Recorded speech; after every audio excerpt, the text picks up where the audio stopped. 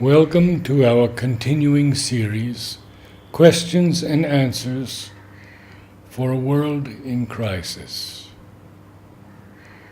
And we continue with part 2 of Desire.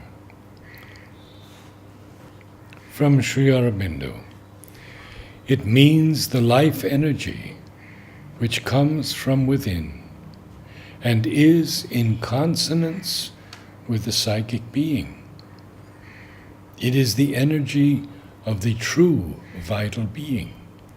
But in the ordinary ignorant vital, it is deformed into desire. You have to quiet and purify the vital and let the true vital emerge. Or you have to bring the psychic in front, and the psychic will purify and psychicize the vital, and then you will have the true vital energy. The feeling of the desert comes because of the resistance of the vital, which wants life to be governed by desire. If that is not allowed, it regards existence as a desert and puts that impression on the mind. There is only one way of escape from this siege of the lower vital nature.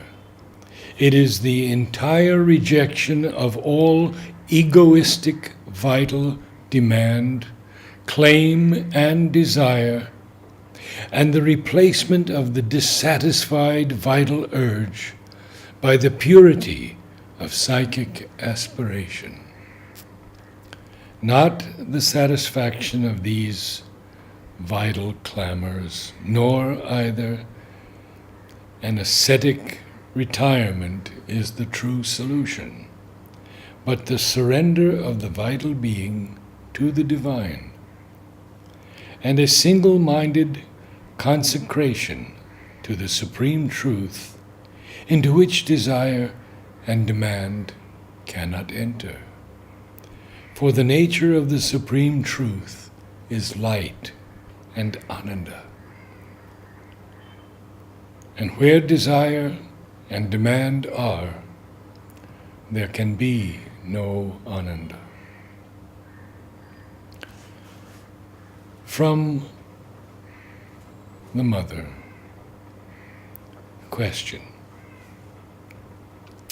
Desire leads to pulling down the force. What does this mean? Mother. You see, one has an aspiration for light, for knowledge, for all kinds of things. Now, if a desire is mixed with your aspiration, instead of simply aspiring and awaiting the answer, you begin to pull. As one draws things, when one desires them, you draw them to yourself. So instead of waiting for the force and light and consciousness and truth to answer your aspiration, you pull them down like that, towards yourself, with a very egotistical movement, as though you were pulling a rope or something. And so anything at all can come in answer, instead of its being, for example, a true light. It can be a false light, which takes brilliant appearances to deceive you. Instead of its being a true force, it can be an adverse force of the vital, which wants to take possession of you. It means that when one has an aspiration, it is better that no desires get mixed up in it, because desires always spoil everything. Desire is an impulse. It takes hold of you. It doesn't necessarily hold you with any conscious thought. It is an impulse which pushes you to get possession of something. You can put your will at the service of your desire. But desire is not will. Desire is an impulse. There are people who are full of desires and who have no will. So they simply are eaten up, as we say, by their desires. But this leads to nothing, because they don't even have the will to realize them. Most people always put a little bit of will that's at their disposal at the service of their desires. But will is a force with a power of organization, and it can be put at the service of any purpose whatever. It is something that, when one has willpower, one has, the words are missing here in transcript, to a definite purpose. This is will.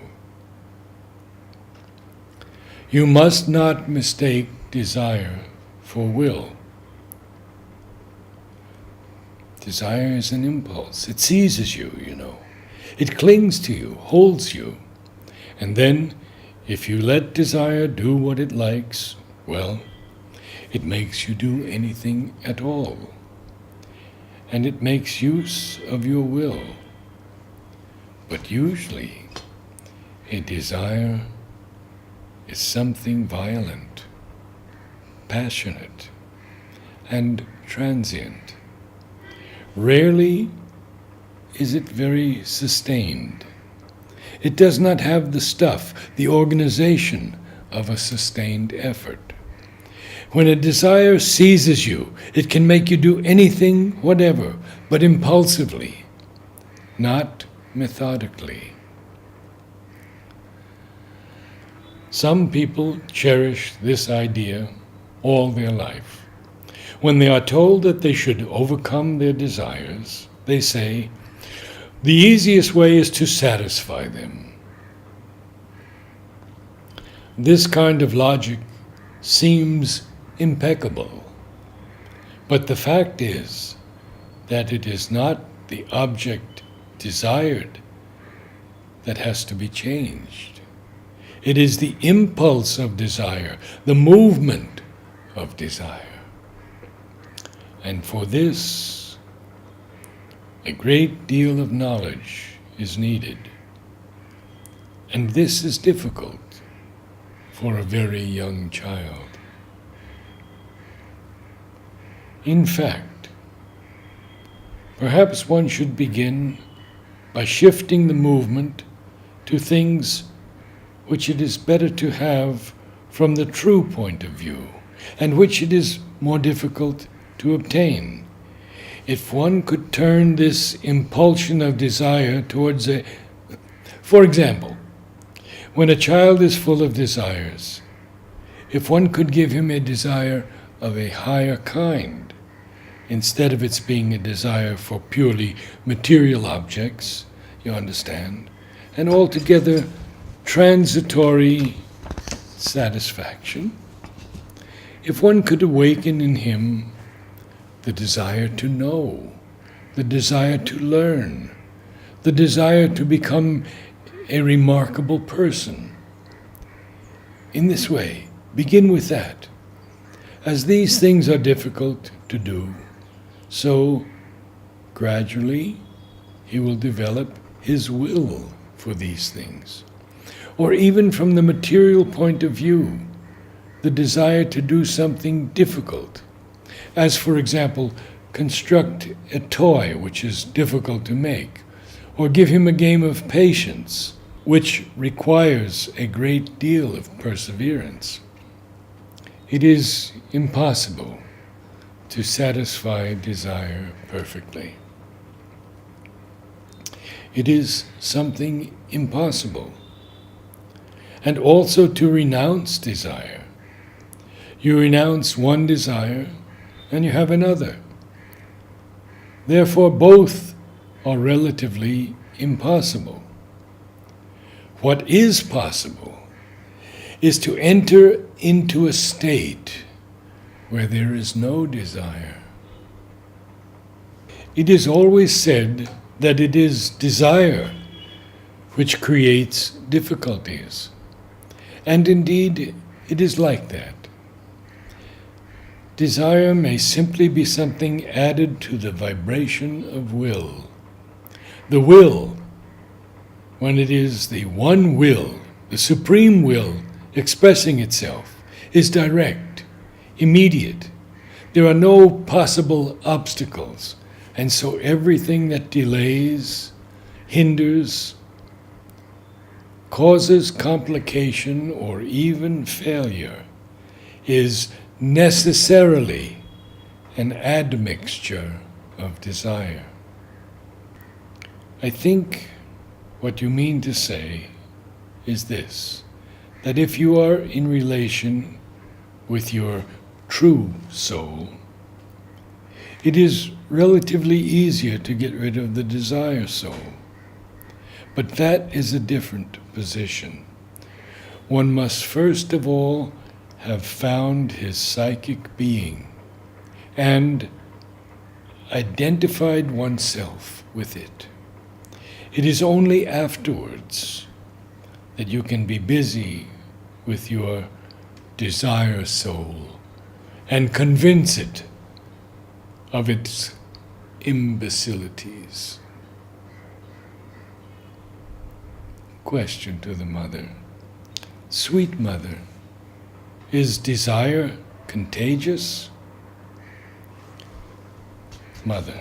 Ah, yes, very contagious, my child. It is even more contagious than illness. If someone next to you has a desire, immediately it enters you. And in fact, it is mainly in this way that it is caught. It passes from one to another, terribly contagious, in such a powerful way that one is not even aware that it is a contagion. Suddenly, one feels something springing up in oneself. Someone has gently put it inside. Of course, one could say, why aren't people with desires quarantined? Then we should have to quarantine everybody. Mother laughs. The Buddha has said that there is a greater joy in overcoming a desire than in satisfying it. It is an experience everybody can have, and one that is truly very interesting. Very interesting. Namaste.